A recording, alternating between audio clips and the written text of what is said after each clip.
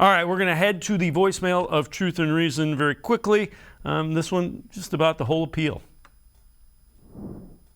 Hi, this is Steve from Atlanta.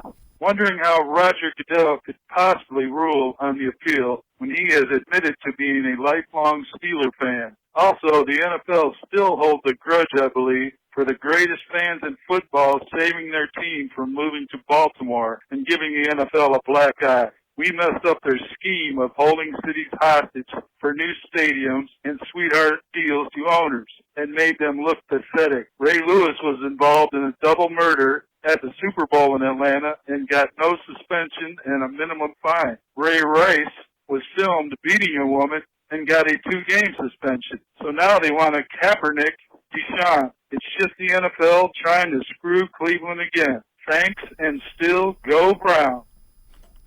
And again, we appreciate all the voicemails.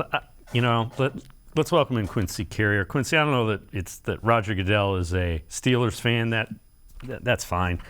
The problem I have is if you're appealing to the decision maker and you're part of the process, one of the side is appealing to themselves.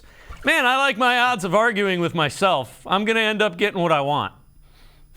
Yeah, that's the actual conspiracy in this, right? Is that the process has been laid out as such as where the person making the final decision isn't somebody impartial, right? Now, to be fair to the NFL, right, they can say that the main thing that they want to accomplish in that first arbitration thing with Sue Robinson isn't necessarily what the suspension is, right? It's a recommendation. It's not a declaration of suspension, even though if nobody appeals in 3 days, it does become what the suspension is. It's a little bit weird there with whatever the suspension is going to be.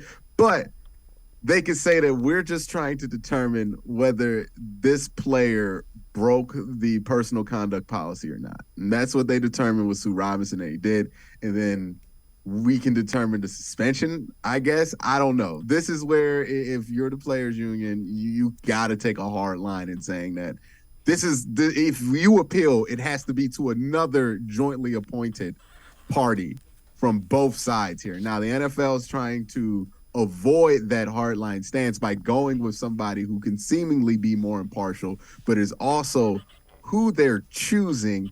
I mean, this is not become football anymore at this point. Like, this is more similar to, the whole 2012 Supreme Court appointee situation than anything. And it's just it's a weird situation. It's legal mumbo jumbo, and I don't even know. This is like trying to follow the salary cap at this point. Like, I have no idea what to tell you guys on what to expect. And the NFL is doing this for the PR value. Nobody will ever convince me otherwise.